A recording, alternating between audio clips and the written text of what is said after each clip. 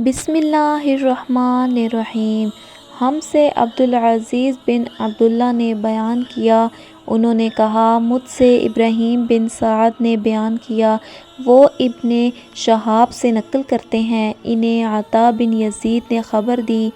انہیں حمران حضرت عثمان کے مولا نے خبر دی کہ انہوں نے حضرت عثمان بن عفان رضی اللہ عنہ کو دیکھا، انہوں نے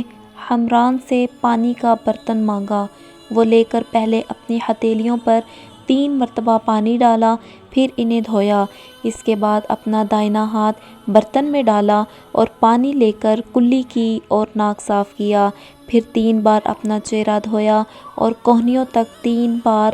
دونوں ہاتھ دھوئے، پھر اپنے سر کا مسح کیا اور پھر پانی لے کر ٹخنوں تک 3 مرتبہ اپنے دونوں پاؤں دھوئے، پھر کہا کہ رسول اللہ صلی اللہ علیہ وآلہ وسلم نے فرمایا ہے کہ جو شخص میری طرح ایسا وضو کرے، پھر 2 رکعت پڑھے، جس میں اپنے نفس سے کوئی بات نہ کرے، تو اس کے گزشتہ گناہ معاف کر دیے جاتے ہیں۔